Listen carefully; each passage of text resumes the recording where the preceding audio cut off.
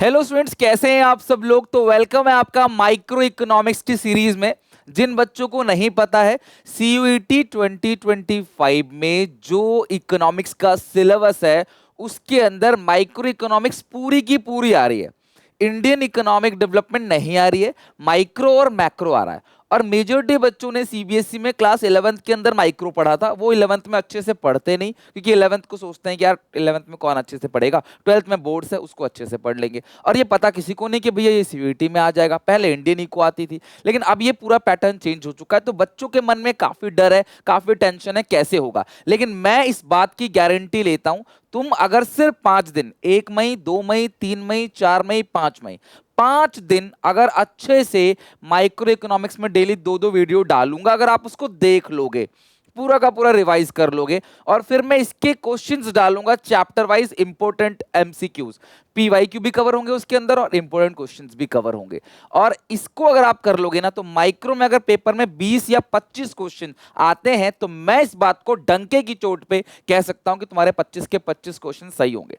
Already आपने ये पढ़ा नहीं है क्लास 12th के अंदर, थोड़ा टफ लगेगा, लगेगा थोड़ा मुश्किल है, लेकिन हिम्मत मत हारना, एंड तक देखना। मैं जितना भी कराऊंगा ना, क्वेश्चन उसी से आएगा, पेपर उसी से बनेगा। तो जितने भी बच्चे सीयूईटी 2025 दे रहे हैं, उनको माइक्रो इकोनॉमिक्स की कोई चिंता नहीं करनी है, उन तक ये वीडियो पहुंचा देना। मैं इसकी प्लेलिस्ट भी बना दूंगा और इसी चैनल पे आप लोगों के लिए कंप्लीट वीडियो डाल दूंगा ए टू जेड। आज इसका पहला पार्ट है, और इंट्रोडक्शन चैप्टर जो है ना माइक्रो ना, हम सबकी डेली लाइफ से रिलेटेड है। ये इंट्रोडक्शन चैप्टर थोड़ा सा डिफरेंट है, इसके अलावा पूरा का पूरा जो माइक्रो है ना, वो इससे रिलेटेड है हमारे डेली लाइफ से, तो इजी है, मजा आएगा, समझ आएगा। इसके अलावा आप लोगों को मैंने कहा था, जितने भी प्रीवियस ईयर क्वेश्चंस हैं, एजुकार्ड की ये वाली जो बुक है जिसके अंदर अकाउंट्स, इको और बिजनेस स्टडीज तीनों के 5-5 पास्ट ईयर पेपर दे रखे हैं, तीनों के आप लोगों को अनसॉल्व पेपर दे रखे हैं एज पर लेटेस्ट सिलेबस। आप इनको भी जरूर बनाना, डेफिनेटली आपको फायदा मिलेगा। ये मेरा लास्ट क्लास आप लोगों को जगाना है कि अगर अब आपने प्रैक्टिस नहीं करी, अब आपने कोशिश नहीं करी ना, तो एंड तक भी अब आप कुछ नहीं कर पाओगे। तो आज 1 मई है, आज से जागना शुरू कर दो, मेहनत करना शुरू कर दो। प्रीवियस ईयर क्वेश्चन की बुक का लिंक मैं डिस्क्रिप्शन बॉक्स में डाल दूंगा, उसमें previous year question practice paper है, तीनों सब्जेक्ट के। डोमेन्स अपने अच्छे कर लो, 750 डोमेन्स में आप फिक्स कर लो। उसके बाद जो है इंग्लिश भूपेंद्र सर करा रहे हैं, वो अच्छे से क्लास आपका हो जाएगा, उसका लिंक भी डिस्क्रिप्शन बॉक्स में दे दूंगा। एटलीस्ट उसके मार्क्स जरूर जरूर जरूर बना लेना, तो कहीं कोई दिक्कत परेशानी कोई प्रॉब्लम आपको नहीं आएगी, ठीक है। तो आई होप आप लोग क्लास इसको अच्छे से समझोगे, और मुझे वीडियो कमेंट्स में बताना भी कि कैसा लगा आपको, ठीक है। तो स्टार्ट करते हैं। पहला लेक्चर था तो आप लोगों को थोड़ा ज्ञान दे दिया, लेकिन आगे से क्लास में कंटिन्यू वीडियो को स्टार्ट कर दिया करूंगा। तो सबसे पहला जो चैप्टर है वो है इंट्रोडक्शन। देखो, इंट्रोडक्शन की अगर बात करें तो सबसे पहले इकोनॉमी है क्या हमारी, और मैं पूरा का पूरा सीयूईटी के अकॉर्डिंग करवा रहा हूं, जो सीयूईटी में पूछा आ सकता है एज पर एनसीईआरटी। तो तुम्हें कुछ भी और एनसीईआरटी वगैरह कुछ ना उठाओ तो भी चल जाएगा इसके अंदर। तो इकोनॉमी एक सिस्टम है जो प्रोवाइड करता है class people resources to work so as to people can earn for living. देखो, 3 इकोनॉमिक एक्टिविटीज होती हैं, और हमारी इस इकोनॉमी के अंदर ये तीनों एक्टिविटी की जाती हैं। सबसे पहला प्रोडक्शन किया जाता है, प्रोडक्शन होगा तो कंजप्शन होगा, कंजप्शन अगर लोग करेंगे तो किसी की इनकम बनेगी, वो सेव करेंगे और फिर वो इन्वेस्ट करेंगे। इन्वेस्टमेंट को हम लोग क्या बोलते हैं, कैपिटल फॉर्मेशन, और वो फ्लो कॉन्सेप्ट होता है मैक्रो इकोनॉमिक्स में, आप ध्यान रखना, ठीक है। तो ये 3 चीज है जो इकोनॉमी में, ये 3 इकोनॉमिक एक्टिविटीज होती हैं। हमारी इकोनॉमी में एक बहुत बड़ी प्रॉब्लम है। प्रॉब्लम क्या है, ह्यूमन वांट्स आर अनलिमिटेड। हमें अनलिमिटेड लैंड, अनलिमिटेड क्लास पैसा, अनलिमिटेड रिसोर्सेज की जरूरत है। बट रिसोर्सेज के 2 डिमेरिट है। रिसोर्सेज, संसाधन जो है वो लिमिटेड है एक तो, और उसके ऑल्टरनेटिव यूजेस है। सर लिमिटेड है, समझ आ गया कि भैया हमें चाहिए 100 करोड़ रुपए, पैसे हमारे पास कम है। हमें चाहिए बहुत सारी जमीन, जमीन हमारे पास कम है। हम मार्केट जाते हैं शॉपिंग करने के लिए, हमारे पास पैसे कम पड़ जाते हैं। तो ह्यूमन वांट्स जो है ना वो अनलिमिटेड है, लेकिन रिसोर्सेज लिमिटेड है। और रिसोर्सेज के ऑल्टरनेटिव यूजेस है, मतलब मेरे पास मान लो 100 स्क्वायर फीट का एक लैंड है, मैं उस पर क्या कर सकता हूं, खेती बाड़ी कर सकता हूं, प्लेग्राउंड बनवा सकता हूं, स्विमिंग पूल बनवा सकता हूं उसके अंदर, और उसमें क्लास में कोई चैरिटेबल ट्रस्ट चला सकता हूं, कोई फैक्ट्री खड़ी कर सकता हूं, कोई भी काम हम उसके अंदर कर सकते हैं। तो ऑल्टरनेटिव यूजेस हैं। तो सवाल यही है कि कौन सा यूज करें ताकि हमें फायदा सबसे ज्यादा मिले। सो There is big problem in the economy. Human wants are unlimited, but resources to satisfy those wants are limited, and resources have alternative uses. जो resources हैं उसके alternative uses हैं, और ये जो है दो limitations है किसके, resources के. हम पता इकोनॉमिक्स क्यों पढ़ते हैं? इकोनॉमिक्स हम पढ़ते ही इसलिए हैं कि जो लिमिटेड रिसोर्सेस है उस लिमिटेड रिसोर्स से अनलिमिटेड वांट्स को कैसे पूरा किया जाए. इकोनॉमिक्स जो आया ना क्लास, ये आया ही क्लास इसीलिए क्योंकि लिमिटेड रिसोर्सेस है भैया और डिमांड जो है वो अनलिमिटेड है. ठीक है, तो अब इस अनलिमिटेड डिमांड को कैसे पूरा करेंगे लिमिटेड रिसोर्सेज से, इस चीज की स्टडी ही क्या कहलाता है, इकोनॉमिक्स कहलाता है. तो इकोनॉमिक्स में जब डिमांड अनलिमिटेड है, रिसोर्सेज लिमिटेड है, तो क्या जनरेट होगा, प्रॉब्लम ऑफ चॉइस या स्कैरसिटी जिसको बोलते हैं. स्कैरसिटी मतलब रिसोर्सेज स्केयर है, मतलब कि लिमिटेड है. Scarcity is the main problem in the economy.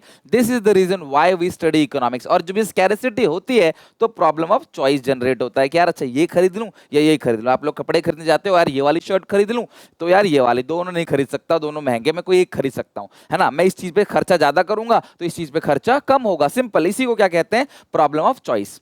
अब इकोनॉमिक्स क्या है? इकोनॉमिक्स एक सोशल साइंस है that studies the production consumption of goods and services and it's distribution among the different people. Production होगा तो लोग कंजप्शन करेंगे. प्रोडक्शन जब होगा तो प्रोडक्शन में जो लोग पार्टिसिपेट करते हैं हम उनको पैसे देंगे, और कंजप्शन से फिर उनकी इनकम होगी, फिर वो आगे खर्च करेंगे. इसी पूरे प्रोसेस को ही हम क्या कहते हैं, इकोनॉमिक्स कहते हैं. बेटा जो मैं अंडरलाइनिंग कर रहा हूं ना, ध्यान समझ के चलना. एनसीईआरटी कवर है, सब कुछ इसके अंदर कवर है. आपको ये वीडियो देखनी है, ये नोट्स में टेलीग्राम पे और एसपीसीसी ऐप पे, एसपीसीसी ऐप पे अरेंज फॉर्मेट में दे दूंगा आपको, वो आप जरूर ले लेना वहां से और इसको अच्छे से प्रैक्टिस कर लेना. हो सके अपनी कॉपी में नोट्स बना लेना. यकीन मानना यही एज है, जो चीज नई है वो चीज एज ले जाएगी. और पहली बार पेपर में आएगा पूरा का पूरा सिलेबस. पहले 2 यूनिट था, अब सारे यूनिट आएंगे तो पेपर आसान होगा. अगर आप थोड़ा सा पढ़ के चले जाओगे ना तो वो बच्चे जो क्विट करके जाएंगे उनसे बहुत आगे निकल जाओगे. ठीक है. अच्छा, इंडिविजुअल का मतलब क्या होता है?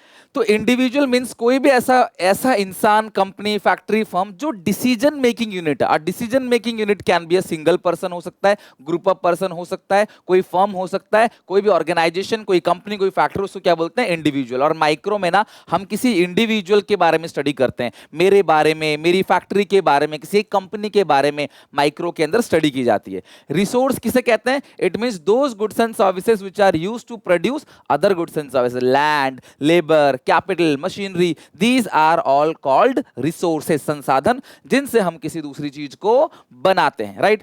अच्छा, अब इकोनॉमिक्स में 2 इकोनॉमिक्स हैं, पॉजिटिव साइंस या पॉजिटिव इकोनॉमिक्स, नॉर्मेटिव साइंस या नॉर्मेटिव इकोनॉमिक्स. आज लिख के ले लो, एक सवाल आपको सीयूईटी में जरूर पूछा जाएगा इससे. And very simple, positive economics deal with what is. Positive economics बताता है कि हमारी एक्चुअल कंडीशन क्या है. इंडिया में महंगाई बहुत ज्यादा बढ़ रही है, ये पॉजिटिव इकोनॉमिक्स है. इंडिया को अभी भी इंडिया की पॉपुलेशन वर्ल्ड की नंबर 1 कंट्री बन गई है पॉपुलेशन में. वो क्या है क्लास? आपका पॉजिटिव इकोनॉमिक्स है. ये जरूरी नहीं कि सही बात बताए, ये सिर्फ एक्चुअल कंडीशन को बताता है, वो सही हो या गलत हो. It deals with what is. It shows the real picture of an economy. It doesn't pass any value judgment. They may be true or may be false. और ये कोई वैल्यू जजमेंट नहीं देता, ज्ञान नहीं पेलता, ये सजेशन नहीं देता कि अच्छा ऐसा करना चाहिए. What is, ये कहता है क्या है. लेकिन ये जो नॉर्मेटिव इकोनॉमिक्स है, it deals with what ought to be or what should be and it is suggestive in nature. ये सजेशन देता है, ऐसा करना चाहिए, पॉपुलेशन ज्यादा नहीं होनी चाहिए, इंडिया में प्राइसेस इतने नहीं बढ़ना चाहिए, टेररिज्म इतना नहीं बढ़ना चाहिए. ये सारी की सारी जो बातें हैं ना, इसको कहते हैं हम लोग नॉर्मेटिव साइंस और normative economics.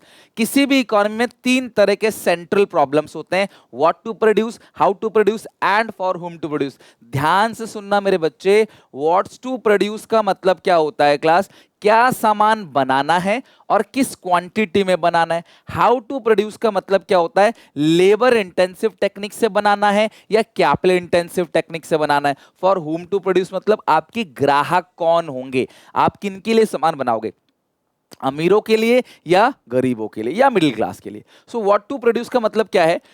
Every society must decide on how much each of many possible goods and services it will be produced. Whether to produce more food, clothing, housing, to have more luxury goods, whether to have more agriculture goods, to have more industrial product and services, whether to use more resources in education and health, or to more resources in building or military services, building military services, whether to have more basic education or more higher education, whether to have more consumption goods or have investment goods like machine, which will boost the production and consumption tomorrow.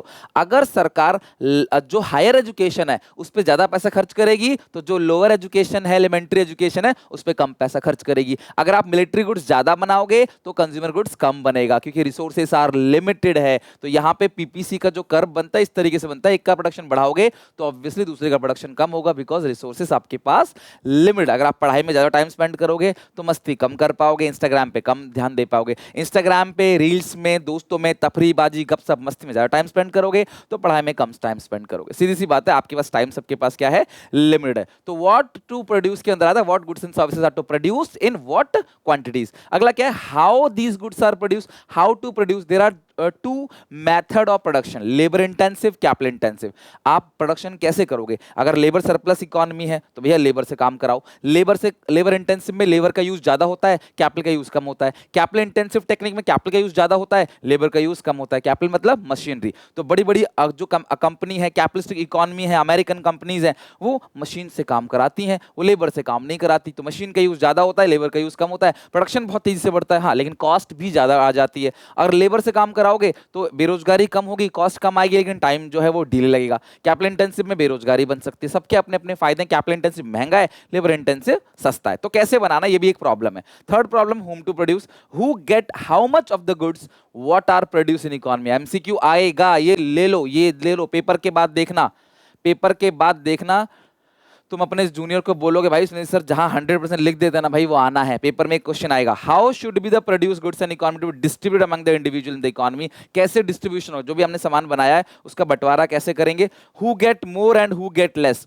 whether or not to ensure a minimum amount of consumption for everyone in economy, whether not elementary education and basic health services should be available freely for everyone in economy. तो ये सारे जो example आपको दिख रहे हैं ना, इसी को क्या बोलते हैं, for whom to produce. The allocation of scarce resources and distribution of final goods and services are the central problem of an economy. तो scarce resources जो हमारे पास है उसका कैसे एलोकेशन करेंगे, कैसे उन लोगों को बांटेंगे ताकि रिसोर्सेज सबको मिले, यही हमारा 3 सेंट्रल प्रॉब्लम है. व्हाट टू प्रोड्यूस, क्या बनाना है, किस क्वांटिटी बनाना है, किसके लिए बनाना है. तो these 3 are the central problems of an economy. अगर मैं बात करूं, यही सेंट्रल प्रॉब्लम सरकार सॉल्व करती है, उसको बोलते हैं सेंट्रली प्लान इकोनॉमी या सोशलिस्टिक इकोनॉमी. यही सेंट्रल प्रॉब्लम को private producer, private firm solve करते हैं, उसको बोलते हैं क्लास कैपिटलिज्म या मार्केट इकोनॉमी. वहां प्रॉफिट मोटिव होता है, सरकार करती, सोशल वेलफेयर होता. और India is a mix economy, क्योंकि जहां पे the central problem of what to produce, how to produce and for whom to produce are solve by the government and private producer both. Demand supply के according भी और सरकार के according भी. Motive भी प्रॉफिट भी कमाना है, साथ में सोशल वेलफेयर भी करना, उसको बोलते हैं मिक्स्ड इकोनॉमी. अच्छा, पॉजिटिव नॉर्मेटिव इकोनॉमिक्स के डिफरेंस की बात करें, लिखने को नहीं आएगा, सब कुछ समझना है. और आज मैं तुम्हें जितना करा दूंगा, इस कसम खा लेना कि इसका अच्छे से आप लर्न कर लेना, याद कर लेना. सारा कुछ आज हम कवर कर लेंगे. It deals with what is or how the economic problem are actually solved. देखो, ये जो पॉजिटिव इकोनॉमिक्स है ना, ये बताता है क्लास क्या है और इकोनॉमिक प्रॉब्लम कैसे सॉल्व होगा. लेकिन ये deals with what ought to be, what should be, क्या होना चाहिए, और how the economic problem should be solve. ठीक है, कैसे सॉल्व होना चाहिए, ये एक्चुअली कैसे सॉल्व हुआ और ये कैसे सॉल्व होना चाहिए, सजेशन दे रहा है. Verification, it can be verified with actual data. इसको वेरीफाई कर सकते हैं एक्चुअल डेटा से. It can not be verified, क्योंकि भाई सजेशन की बात करता है. Purpose, it aims to real description of an economic activity और it is determine the ideals. तो भैया आइडियल्स के बारे में बताता है. सजेस्टिव की बात करें, ये क्लास सजेस्टिव नहीं है, एक्चुअल फैक्ट है, लेकिन ये क्या है क्लास, आपका सजेस्टिव नेचर है. वैल्यू जजमेंट, ये कोई वैल्यू जजमेंट नहीं देता, it is neutral between ends. ठीक है, लेकिन ये क्या करता है, वैल्यू जजमेंट देता है. मतलब रिसोर्स एंड्स मतलब यहाँ पे रिसोर्सेस है. Example, price of Indian economy are constantly rising, there are inequalities of income in our country. India should take steps to control, देखो rising price, income inequality should be reduce. तो ये suggestion दे रहा है, normative economics है. और ये क्या है क्लास, आपका पॉजिटिव इकोनॉमिक्स है. ठीक है, नेक्स्ट, डिफरेंस बिटवीन माइक्रो और माइक्रो इकोनॉमिक्स। माइक्रो मतलब छोटा, मैक्रो मतलब लार्ज। माइक्रो में हम बात करते हैं स्टडी ऑफ एन इंडिविजुअल और प्रोडक्ट, मैक्रो में स्टडी करते हैं होल इकोनॉमी को। Micro it studies the economy as whole और एग्रीगेट। सब्जेक्ट की मैटर बात करूं, स्टडी अबाउट डिमांड, यहाँ पे डिमांड है, सप्लाई है, डिटर्मिनेशन ऑफ प्राइस और आउटपुट है, किसी एक कंपनी का, किसी एक फर्म का, किसी एक इंसान की इनकम, किसी एक कंपनी का प्राइस क्या है प्रोडक्ट का, ये सब माइक्रो है। लेकिन study about the aggregate demand, aggregate supply, determination of aggregate output and general price level, वो आपका क्या है, मैक्रो इकोनॉमिक्स है। इसको प्राइस थ्योरी बोलते हैं, इसका इनकम एंड एम्प्लॉयमेंट थ्योरी बोलते हैं। Income of a consumer, pricing of A product, study about a single tree in a forest, पूरी जंगल में किसी एक ट्री के बारे में अगर आप स्टडी करते हो तो ये क्या हो जाता है क्लास, आपका माइक्रो इकोनॉमिक्स। लेकिन जंगल में जितने भी पेड़ हैं आप सबके बारे में स्टडी कर रहे हो तो भैया वो क्या हो जाता है, आपका macro economics. National income, per capita income, क्योंकि इसका फॉर्मूला जो है वो भी नेशनल इनकम अपॉन पॉपुलेशन है, तो वो हो गया आपका study about the whole forest. ये सब क्या है, मैक्रो इकोनॉमिक्स है। तो ये बड़े लेवल पे बात करता है, ये इंडिविजुअल लेवल पे बात करता है। अब हमारा जो नेक्स्ट टॉपिक है वो पीपीसी, प्रोडक्शन पॉसिबिलिटी फ्रंटियर, या इसी को कहते हैं सेम प्रोडक्शन पॉसिबिलिटी कर्व। ध्यान से सुनना बेटा, हमको दो अलग अलग गुड्स बनाने हैं।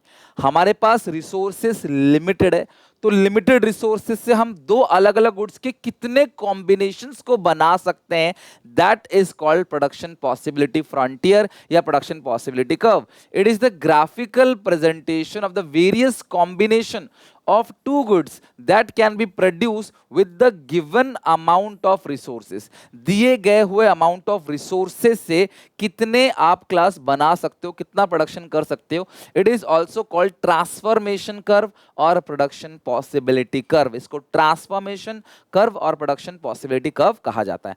अजम्पशन की बात करें तो रिसोर्सेज पूरी तरीके से क्लास यूटिलाइज है, यानी हम पहले ही मानते हैं कि रिसोर्सेज फुल्ली यूटिलाइज है, पहले ही मान लेते हैं रिसोर्सेज फुल्ली यूटिलाइज है। टेक्नोलॉजी में कोई चेंज नहीं आएगा, इनकम जो है वो क्या है क्लास, आपका कांस्टेंट है। तो अगर मैं यहाँ पे बना के दूं आपको, ये हो गया class axis, X axis, Y axis, ये है आपका पीपीसी कर्व। तो यहाँ पे हेल्थ केयर सर्विसेज है, यहाँ मिलिट्री यानी गुड्स वाई, गुड्स एक्स। अब अगर आप ये 150 खर्च कर रहे हो, ये 210 कर रहे हो, इसको कम करोगे तो ये क्या हो जाएगा, बढ़ जाएगा। इसके शेप के बारे में ध्यान रखना। देखो यार, जो सीवीटी में क्वेश्चन पूछे जाते हैं ना, वो डीपली चीजें पूछी जाती हैं, छोटी छोटी चीजें पूछी जाती हैं। इसके शेप पूछेगा, कैसा शेप है, तो अगर आप यहां से देखोगे ना तो ये कैसा शेप है, शेप है कॉनकेव टू द ओरिजिन। कैसा शेप है, कॉनकेव टू द ओरिजिन। और अगर ए से बी की तरफ आओगे तो यहाँ पे देखो 80 सेक्रीफाइस किया और यहाँ पे गेन कितना हुआ, ये कितना है, 210 है। 80 सेक्रीफाइस किया और यहाँ पे हाँ 210 ही है, और 400, तो यहाँ पे क्लास 190, तो 190, 80 यहां से कम हुआ तो यहां से 190 गेन हो गया। तो ये ही कहलाता है क्लास आपका production possibility curve, right. PPC is concave to the origin due to increase in marginal opportunity cost. जो पीपीसी है वो क्यों कॉनकेव होता है, क्योंकि मार्जिनल अपॉर्चुनिटी कॉस्ट कहो या मार्जिनल रेट ऑफ ट्रांसफॉर्मेशन, पढ़ा हुआ क्या है आपको, ये इंक्रीज कर रहा होता है। इसकी वजह से जो पीपीसी है ना वो क्या बन जाता है, कॉनकेव टू द ओरिजिन बनता है। अब पीपीएफ इज डाउनवर्डली स्लोपिंग, देखो डाउनवर्डली स्लोपिंग तो है ही और कॉनकेव टू द ओरिजिन है। All the combination on a PPF must implies that resources are fully और efficiently utilized। एक प्रोडक्शन पॉसिबिलिटी कर्व के ऊपर जितने भी पॉइंट है, 1 पॉइंट, 2 पॉइंट, 3 पॉइंट, ये सारे पॉइंट क्या शो करते हैं, रिसोर्सेस को आपने पूरी तरीके से इस्तेमाल कर लिया है। कोई पॉइंट अगर आउटसाइड पीपीसी है तो उसको बोलते हैं अनअटेनेबल, भैया आप वो प्रोडक्शन नहीं कर सकते। कोई पॉइंट पीपीसी के इनसाइड है तो वो शो करता है अंडर यूटिलाइजेशन ऑफ रिसोर्सेस। बस आप ये ध्यान रखना, right. So point under the PPF shows under utilization of resources और resources are under employed. Outside the PPF is unattainable combination, बाहर है तो अनअटेनेबल है, और एबीसीडी जो है वो अटेनेबल कॉम्बिनेशन है सारे के सारे, ठीक है। अगर यहां पे है तो भैया मौका है कि वो आगे जाएगा, रिसोर्सेस अभी पूरा इस्तेमाल नहीं किया। लाइक आपके पास जमीन 100 एकड़ थी, आपने 70 एकड़ में प्रोडक्शन किया, 30 एकड़ रह गया, तो ये पॉइंट क्या बन जाएगा, अंडर यूटिलाइजेशन ऑफ रिसोर्सेस अंदर है। बट एम्प्लॉय को हम मानते हैं ना, एम्प्लॉय पूरी तरीके से है। अगर मान लो कभी भी नियर फ्यूचर प्रोडक्शन की कैपेसिटी बढ़ाओगे, नई टेक्नोलॉजी नई मशीन लेके आओगे, तो पीपीसी आगे की तरफ शिफ्ट हो जाएगा। और नेचुरल डिजास्टर आ गया, मशीन टूट गई, तो पीपीसी पीछे की तरफ शिफ्ट होगा। अच्छी मेडिकल फैसिलिटी दोगे लोगों को लोगों की प्रोडक्टिविटी बढ़ेगी, पीपीसी राइटवर्ड शिफ्ट होगा। चलो उसकी बात बाद में करेंगे। अब ये ना थोड़ा सा आप समझ लो कि जो मार्जिनल रेट ऑफ ट्रांसफॉर्मेशन है, लिख लो इसको, मार्जिनल रेट ऑफ ट्रांसफॉर्मेशन, इसको कहते क्या है। देखो अलग अलग कॉम्बिनेशन ले लिया आपने, ABCDEF। अब गुड्स एक्स है गुड्स वाई, इसकी शुरुआत 0 से है, ये क्या है क्लास आपका 15। तो 0 1 2 3 4 5 लिख लिया आपने, आप अपने कॉपी में लिखो 0 1 2 3 4 5, बस यहाँ 15 है। तो पहले एक कम करना, फिर 2 कम करना, फिर 3 कम करना, फिर 4 कम करना, फिर 5 कम करना। 15 में से 1 घटाओ 14, 14 में से 2 घटाओ 12, 12 में से 3 घटाओ 9, 9 में से 4 घटाओ 5, 5 में से 5 घटाओ, तो आंसर कितना क्लास आएगा 0। तो MRT जो है मार्जिनल रेट ऑफ ट्रांसफॉर्मेशन, वो क्या कहता है कि हर एक x को गेन करने के लिए कितना y आपने छोड़ा। MRT क्या कहता है, लॉस इन गुड्स y अपॉन गेन इन गुड्स x। तो यहां पे आपने कितना y को छोड़ा सर, एक y को, किसके लिए, एक x के लिए। फिर आपने दोबारा 2 y को छोड़ा उसी एक x को गेन करने के लिए, फिर 3 y को, फिर 4 y को छोड़ा, लास्ट में 5 y, और यहाँ पे देखो बराबर हो गया। एक एंड यहाँ भी 0, एक एंड यहाँ भी 0 है, तभी पीपीसी जो है एक्सिस को यहाँ पे टच करता है, तो एक चीज 0 होती है। और एक आखिरी बात, ये जब रिसोर्सेज शिफ्ट होते हैं, अब देखो y से x की तरफ रिसोर्सेज शिफ्ट हो रहा है, तो आपको जो कॉस्ट आ रही है आपकी ज्यादा आ रही है, 1 2 3 4 5। तो MRT कंटिन्यू बढ़ता है, इसी वजह से जो पीपीसी है वो कॉन्केव टू द ओरिजिन है। MRT को आप MOC भी कह सकते हो। अगर रिसोर्सेज इंक्रीज हो गया तो पीपीसी क्या करेगा, यहां से राइटवर्ड शिफ्ट हो जाएगा। रिसोर्सेज डिक्रीज हो गया तो पीपीसी लेफ्टवर्ड शिफ्ट होगा। अगर मान लो कि दोनों गुड्स की टेक्नोलॉजी बढ़ गई तो भाई पीपीसी राइटवर्ड शिफ्ट होगा। दोनों गुड्स में खराब टेक्नोलॉजी आ गई, अर्थक्वेक आ गया, तो पीपीसी क्या करेगा, दोनों तरफ से लेफ्टवर्ड, दोनों का प्रोडक्शन कम हो जाएगा। लेकिन शिफ्ट वर्ड हम तभी यूज करते हैं जब दोनों एंड से रिसोर्सेज चेंज हो, गुड्स एक्स गुड्स वाई दोनों में चेंज आए। लेकिन अगर कभी सिर्फ एक ही गुड्स में चेंज आया तो उसे शिफ्ट नहीं बोलते हैं, उसको हम लोग रोटेशन बोलते हैं। जैसे यहां पे देखोगे ना, चेंज इन टेक्नोलॉजी और एफिशिएंट टेक्नोलॉजी गुड्स एक्स की नई टेक्नोलॉजी ले आए मार्केट में, या अपग्रेडेशन ऑफ टेक्नोलॉजी होगी गुड्स एक्स की। तो देखो पीपीसी ऐसा था, अगर टेक्नोलॉजी को अपग्रेड करोगे ना एक्स में, तो एक्स का प्रोडक्शन देखो बढ़ेगा, वाई का सेम रहेगा, तो ये क्या होगा, राइटवर्ड रोटेट होगा। उसी तरीके से अगर वाई की टेक्नोलॉजी अच्छी हो गई या वाई में ग्रोथ ऑफ रिसोर्सेस हो गया, आपने रिसोर्सेस को बढ़ा दिए, रिसोर्सेस तो लिमिटेड है लेकिन फिर भी अगर आपने रिसोर्सेस को बढ़ाया तो ये अपवर्ड मूवमेंट, सॉरी अपवर्ड क्या होगा, रोटेट होगा, यहां से प्रोडक्शन जो वाई का बढ़ जाएगा। तो अगर ध्यान रखना, किसी भी एक कमोडिटी में चेंज आया तो रोटेट होगा, दोनों में चेंज आया तो शिफ्ट होगा। तो अगर ऊपर की तरफ जा रहा है तो रोटेट अपवर्ड, अगर यही नीचे की तरफ आता रोटेट डाउनवर्ड, ये राइट गया तो रोटेट राइटवर्ड, अगर कम हो जाता रिसोर्सेज तो रोटेट लेफ्टवर्ड। ये ध्यान रखना, अगर एक का बढ़ेगा दूसरा घटेगा, तो इस तरीके से यहाँ पे वाई में अपवर्ड जाएगा और क्लास यहाँ पे एक्स में डाउनवर्ड। इस तरीके से यहाँ भी देखो, इधर से नीचे आ गया, इधर से आगे चला गया, ये इंटरसेक्ट कर जाएगा पीपीसी को। तो ये है पीपीसी की पूरी कहानी। अब आते हैं प्रोडक्शन पॉसिबिलिटी सेट किसे बोलते हैं, the collection of all possible combination of goods and services that can be produce with the given amount of resources. Sir इसमें डिफरेंस क्या रहा, ये भी तो सेम है पीपीसी, बस ये ग्राफिकल प्रेजेंटेशन है और ये क्लास नंबर्स में हम दिखाते हैं, थ्योरेटिकल नॉलेज है, उसे क्या बोलते हैं, प्रोडक्शन सेट। मतलब कि गिवन अमाउंट ऑफ रिसोर्सेज से अलग अलग कॉम्बिनेशन हम कितना बना सकते हैं। मेरे पास जमीन मान लो इतना है, इसमें हम लोगों को उगाना है राइस, इसमें उगाना है हम लोगों को वीट, तो इतना राइस उगाएंगे तो इतना वीट छोड़ना पड़ेगा, इतना ज्यादा वीट उगाएंगे तो राइस को छोड़ना पड़ेगा। तो कितने अलग अलग कॉम्बिनेशन हम बना सकते हैं, उसी को बोलते हैं प्रोडक्शन पॉसिबिलिटी सेट।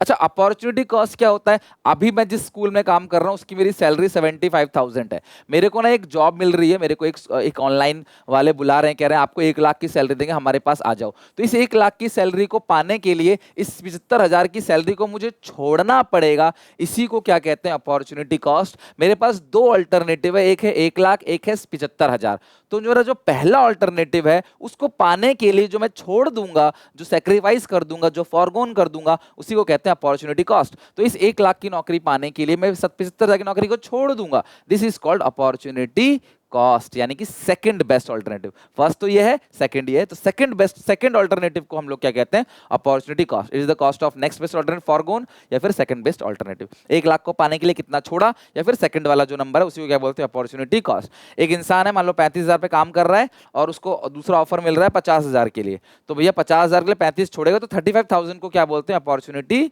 कॉस्ट। और हमेशा आप एक कुछ पाने के लिए कुछ छोड़ोगे, जो छोड़ा उसी को अपॉर्चुनिटी कॉस्ट हम लोग बोलते हैं।